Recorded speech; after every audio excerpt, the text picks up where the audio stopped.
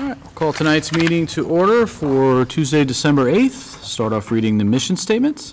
Norfolk Public Schools offers a safe, joyful, and challenging learning environment that meets the needs of our diverse students.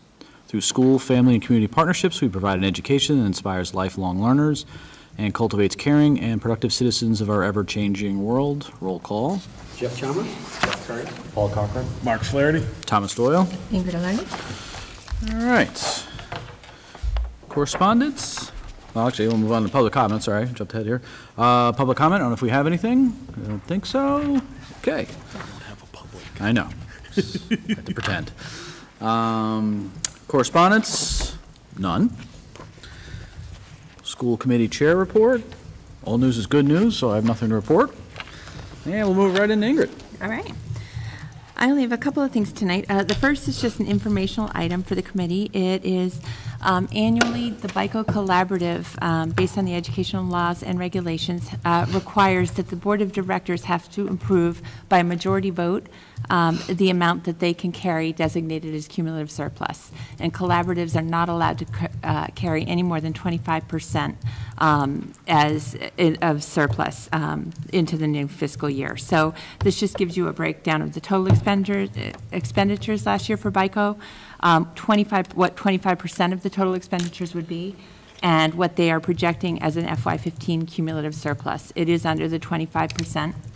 The Board of Directors met last month and did vote to allow BICO to retain the cumulative surplus to manage operating costs. So what happens for the collaborative is that most of their revenue comes from student tuitions, and they don't collect tuitions generally, at least not the volume of tuitions during the summer operating months, and then they don't bill till September. So they really need to carry 3 months expenses to make payroll and things like that. So the Board of Directors typically votes to allow them to retain the 25% surplus, and we did vote to allow them to do that again this year.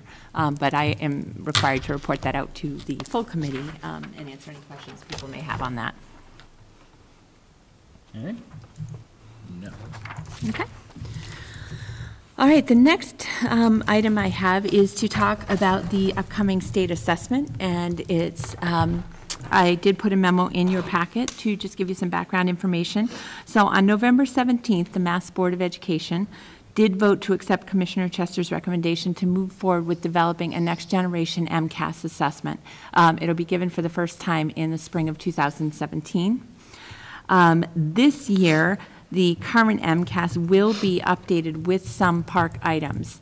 And the MCAS 2.0, or the next generation MCAS assessment, Massachusetts will remain members of the park consortium, and many of the items that have been field tested and validated from park will be incorporated into the new MCAS. So their intent is to keep the best of the current MCAS and the best of what we've learned from park to use those two to develop a new test. That will be given in spring 2017.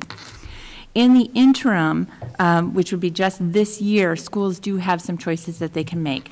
Any district that chose to administer park last year is required to give park again this spring. So those districts do not have an option. Plainville and KP gave park, so they'll be giving park again this year.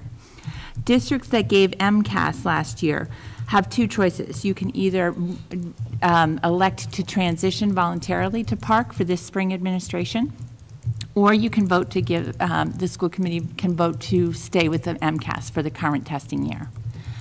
The MCAS that's given this spring in 2016 will already have some park items in it. They are going to modify and enrich the current MCAS test. So it will have some park items in it.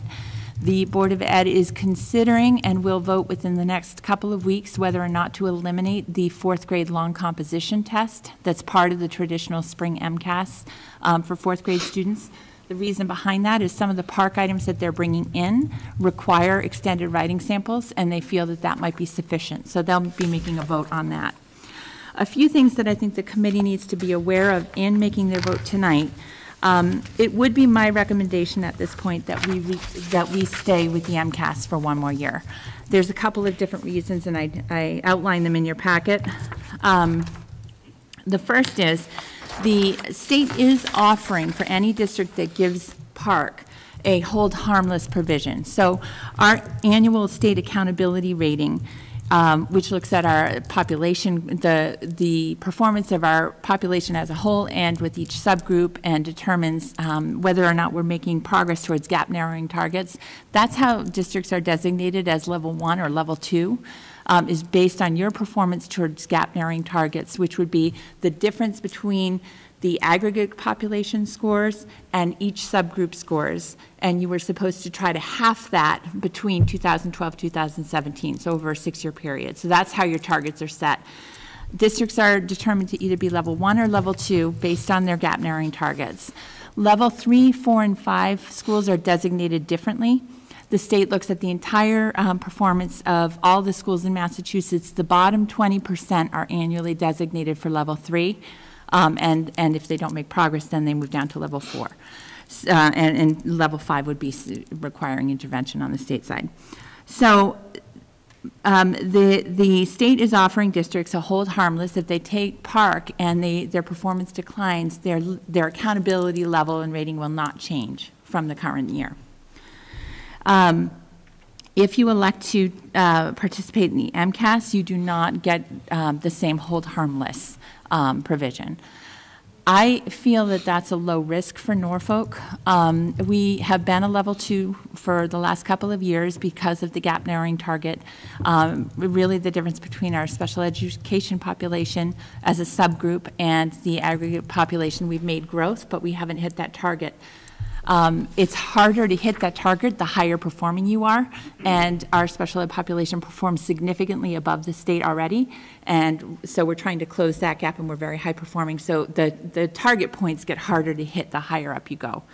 However, we perform on average. Last year we were in the top 91st percent compared to other schools, so I think it's very unlikely that we would move from the top 91st to the bottom 20. So our accountability rating, I think we're okay, even if the hold harmless provision doesn't apply or get extended to Norfolk. In addition, I did ask when DESE held the conference call, my only concern with that was if other districts were being held harmless, is the pool size changing? So are there accountability ratings being considered in identifying that bottom 20%, or are they being eliminated from that? And Department of Ed said even though they will not be held accountable to their performance levels, they will be used in calculating the bottom 20%. So the pool size will remain constant. So I don't think that the hold harmless is a significant risk for Norfolk. For us to transition to Park, my concerns with that would be, first of all, it's a huge amount of time in terms of setting up student accounts, moving over all the data.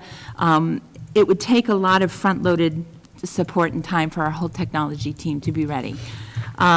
If the state had voted to stay with Park and this was work that would benefit us going forward, then it may be worthwhile, but it's not. We're going back to MCAS. So that's one concern. And from other districts that we've interviewed, the way it's currently structured, you would have to take a significant amount of your technology offline for about 3 to 4 weeks. So we wouldn't have it available to use for instruction. And I feel like that's a significant detriment for us at this point. The other concern that I would have is on the state MCAS exams, students that have certain special education disabilities are allowed to use different kinds of accommodations to help them best show what they know on the test. So one of the pretty commonly used tools for students with specific learning disabilities is they're allowed to use a graphic organizer, a visual map, to help them plan their writing, to help them plan problem solving. Some students are allowed to use a math reference sheet as a tool, depending on the nature of their disability. Those accommodations are not allowed on Park. So our students that have been using these accommodations successfully would not be able to use tools that they're comfortable with. And again, if that was the direction the state was going to go and we were going to start training students differently, that would make sense. But the Department of Ed feels that those are very appropriate accommodations and are intending to bring them back in the next administration of MCAS. So I feel like it would put a certain group of our students at a disadvantage for a one-year window, and I don't see the benefit in that. And again, I see the main advantage of transitioning to Park is to give students practice with online assessments. But in Norfolk, many of our other district assessments are already online. So our Go Math math curriculum, many of those assessments are given as online assessments. We use Acuity to monitor student progress and to identify students that might be at risk and need additional support. That's an online assessment they've been taking for years. And Acuity, as a product, has transitioned to be more park-like. So they're seeing some of the park types of tools and have that experience. So I don't see it as a critical need that would make that one testing. And I think we can provide those opportunities in more authentic ways for our kids just through the general curriculum. So my recommendation would be that the school committee vote to remain with MCAS for one more year, and then the entire state will move to MCAS 2.0 in 2017. Any questions? I'm actually kind of curious how they can incorporate some park stuff into the MCAS, because park is copyrighted. We're members of the Park Consortium, so we have access to the test items. All right. Yep. And part of the new plan is Massachusetts will retain control over the testing policies, the testing format, and all the protocol. Any other questions? Okay, so just need to have a motion to approve staying with MCAS this year. Do I have a motion for that? So moved. I'll second. Okay, any further discussion? All in favor? Aye. Okay. I have two other updates for you tonight. At our last meeting, we talked about the 4 districts, Rentham, Plainville, Norfolk, and King Philip, moving forward with a joint review of our special education programming from preschool through age 22. We put together a description, we advertised, we received 2 applicants that were interested in conducting the review. We have reviewed their qualifications and skills, and at this point, we don't feel like either is the right fit. There are some outside agencies that do this kind of program review, one of whom is Walker Partnerships. They have done quite a few pretty comprehensive program reviews for special education in many districts nearby. They've done a lot of work in Scituate, Weston, Hull, and I have done some research and read some of the published reports. They have a very set protocol. They have guidelines of what the review consists of. So the 4 superintendents will be meeting with a representative from Walker this Friday at 9 o'clock. We will get an estimate of cost. The rough estimate, when I spoke to them originally, is about $12,000 for the full review, which would be about $3,000 per district. But we are going to meet with them, find out what they would offer. If it is something that all 4 superintendents are in agreement with, we would bring a recommendation to our individual committees in January, as well as a cost proposal for you to vote whether or not to move forward. I did give you just a little bit of background on Walker, just in case you wanted to see some of the other published reports that they've got out there. Most districts have them that have used Walker, have the reports right on their front homepage. So the Scituate reports are up there. Weston's report is available for your review. Yeah, I thought it was promising. I did have 2 quick questions. Sure. It talked about their 6-step process. It did say that they had gone through and done this for some other regional districts. Mm-hmm.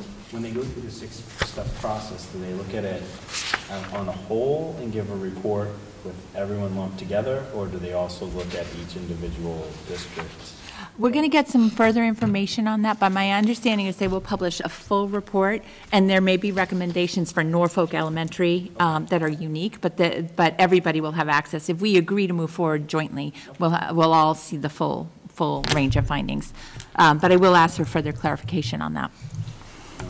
And then they talked about they had a survey with 92% of respondents strongly agreeing that the evaluation was beneficial. Mm-hmm. And this is probably something that I'm assuming you're going to ask, but could we get some feedback from districts where it didn't work out well? Yep. Yeah, and I actually, if we decide to go forward, I actually will contact references. So, I mean, I've read the reports that are available online.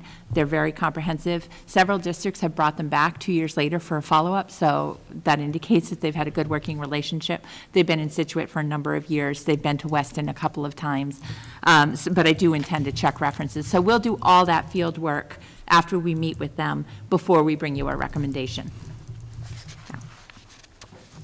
Any other questions? Good. There was nothing in your packet, because the last update I have is a staffing update on the new facilities director. I wasn't able to get you something in your packet because we just did the interviews Wednesday night, and we were not ready to share out yet. But on Wednesday night of last week, we interviewed 5 candidates for the position. The interview team consisted of myself, Michael Yang, who's our district and town director of technology, Todd Hassett on the school side, our consultant business manager, and on the town side, it was Jack Hathaway, the town manager, and Bob Bullock, the building commissioner. So we interviewed 5 candidates. Of those 5, we have 3 very strong applicants. We have moved forward and are in some tentative discussions about a possible contract with 1 candidate right now. We will have a definitive answer on that by Friday. If that candidate selects not to move forward in the process, then we do have 2 others that are equally strong. And our plan is to bring both of those people in for a site visit to meet, to tour all the buildings, and to have basically a second interview and get some feedback from, they'd have a brief meeting with Mike Yang, they'd have some time with our custodial staff, and we'd do some follow-up interviews. That would hopefully be next Tuesday, and we would hope to extend an offer by the end of next week. You said contract, is this a contract position? It will be, yes, it will be a contract. What's it like the contract? What we are negotiating right now, because this is a new position, we want to, on the town side, we really want to make, and the school side, we want to make sure the shared position works. So we had talked about originally 18 months to 2 years as an initial contract, because we're starting mid-year, so somebody won't see the full fiscal year through for us to be able to assess. So that's our goal, with an option, you know, if it's successful, to extend maybe halfway through that period of time or something like that. So we're still working out, but it won't be a 3-year contract. We want to have time to assess if it's working. Make sense? It's very hard to bring a candidate on with a 1-year. We're looking for experienced people too. Are these typically contracted positions? Yeah. Yes. Pretty much all of our employees are either, if they're not covered by the collective bargaining agreement, they're on individual contracts. So our special ed director, our principals, our HR director, our business, they're all individual contracts. Even though it's a shared position, it rolls up to the schools? It's a contract, but it'll be signed by both the town and the schools, the terms of the contract, and we will have a memo of agreement for funding, how the benefits, all of that comes in, yes. Yeah, the town will pay for the benefits part of it and then half the salary, but we have a memo of agreement. The contract just defines vacation time, sick leave, all of that, and annual salary. But just like our tech director position, we have a memo of agreement with the town as to who's responsible for each of it, who's responsible for supervision, who's responsible for evaluation, how we're billing out, how we're sharing the costs, and who picks up the benefits costs. That's all in a memo of agreement. Okay. And that would come to the school committee as well with the contract. For towns that have this type of position that's not really affiliated with the school district, Yep. Is that also contracted? Typically, yeah. Okay. Is it because of the level of it, or most? I'm Just the not nature of sure. things. Yeah, I just think it's, I mean, everybody that we are currently talking to and that have other shared positions, they're contracted positions. Many are 3-year contracts for town, school, shared facilities. So Okay. I can get some more information, but generally they're contract. And our current position is a contract. Any other? How's it going to be spelled out in terms of the daily duties? I mean, is there going to be where? We do have a You guys job have- description, okay. and we worked on that between the town and schools. Some general agreement in place? Yes, and what we've agreed to, as we've talked about is cost sharing is equal division. It's a 50-50 town-school position. All of our employees, the town covers the benefits part, and we would split the salary. So we're working on that. And so we hope to have that. Our initial plan was we hope to have a January 1st start date. Some of the candidates have longer notice clauses in their current contracts, so it might be mid-January. Our current facilities manager has agreed to extend on a per diem basis if we need to. So we'll plan for that transition, depending on who the final candidate is and when they're first available. Very good. All right, that's all I have. All right, moving on to committee reports. King Philip? I'd love to have a report from, about Park, but I think that she nailed it, so not much to add to that. So that was pretty much the big thing we had to talk about. We also discussed a restraint policy, which was a very interesting discussion, and unit aid negotiations, which we just finished. So that's about it. All right, moving on to policy. All right, for policy, we have a second reading on the security cameras in schools policy. I don't think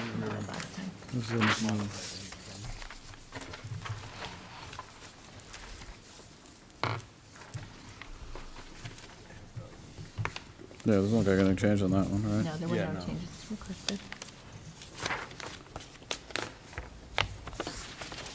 Okay.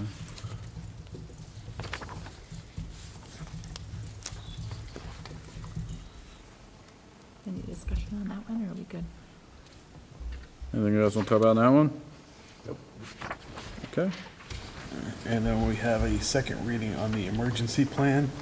And we were asked to add a timeline to updating the emergency plan in the event of new construction. And we felt that 90 days would be fair because it would give us a couple of meetings to discuss it, get it written out, and then get it to the committee for review. So the policy committee just met tonight before this meeting, so we don't have it in there, but the recommendation was to add the language where it says add timeline. The recommendation is to add where it says plans must be updated in the case of new construction or other physical changes to the school campus within 90 days of project completion. It's the proposed language. And then you added what, at least once a year for the emergency drills? That was added. The blue is what was added in the second reading, Okay. so we added that. Those were the How is that? I I'm mean, sorry. it's- The blue was The first reading. the after first the reading, emergency. what we were recommending changing from the existing policy. Right, okay. So those were the changes, and those were, So the existing policy said response drills, so the first year you had at least once per year. Yep. Yes. And then here we are today. Yep. Okay. How do, I mean, I'm sure the principals do this, but is there, how do we know, how is it ensured that the principals do complete the response drills yearly? Is there some sort of they reporting document the mechanism? dates Okay. and times, and we report them. Mhm. Yep. We usually do it in consult with the police. Any other further discussion on that? Okay. Let's see, so that's it for you, right, Mark? Yes. All right, moving back to technology. That last tech meeting was canceled. Next one will be on December 16th.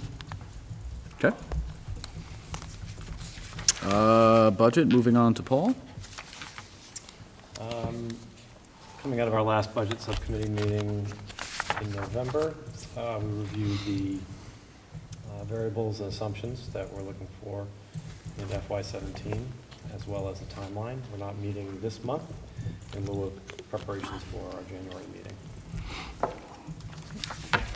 All right, and then skipping on to building subcommittee. Building essentially going on there, we just got a report yesterday, I believe it Yeah. was, as far as the sound project, with some nice pictures going along with it, but I don't know if that necessarily answered all the questions. So we are still going to have at least one other additional meeting to see if that meets all the requirements we had, and then we still have to close out the actual project itself. But the clock is ticking. We need to get that wrapped up as soon as possible. So I did talk to Leo Bedard today. So the field report, Bill Beatrice came, who's the architect, and he just inspected the sound wall and that it meets all the standards. There is still one small roof leak. Right, Yeah, and so Merrimack needs to repair that before they can submit the invoice, and the building committee won't meet until we have a final invoice for approval. So I would expect at this point it's probably going to be early January. That makes sense. Yeah. All right. So as far as moving on to new items, we have a number of votes here let's see. Yeah, 4 different votes as far as 2 renewals for school partner for the NTA. So we need a motion on that one. I make a motion that we approve the Norfolk Community Association application for renewal of school partnership. Okay, do we have a second? Second. Any further discussion? All in favor? Aye. Aye. Okay. Second application renewal we have is for NCL, or Norfolk Community League. Do we have a motion on that one? I make a motion that we approve the renewal of the Norfolk Community Action League school partnership. Second. Any further discussion? Okay, all in favor? Aye. Okay. We have an application for Pro Athlete Soccer Training Academy. So we have a motion on that. And then we can get into the discussion portion. I'll make a motion. All right, do we have a second? I'll second it. Okay, and discussion. I'm not sure it meets our criteria for school partnership. You know, the way we. Yeah, I didn't, that was my word of this. I didn't. Policy, last time.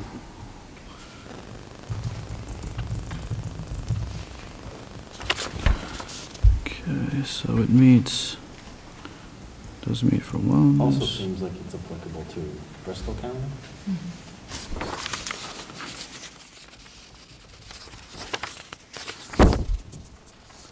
I know there are a number of kids here that do play in the PASTA program.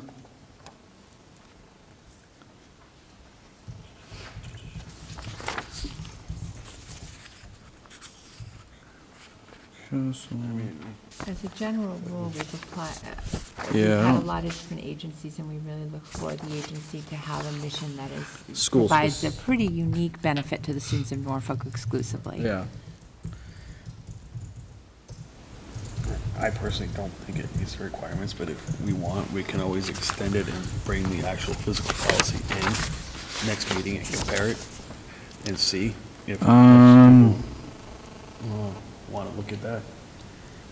You don't feel it meets based on the mission? It Based meets on- the wellness policy requirement. Based on our policy for approving school partnerships, I do not believe they meet the requirement. And I'm not saying it's probably a really great program. I just don't think it meets our policy requirements to become a school partner.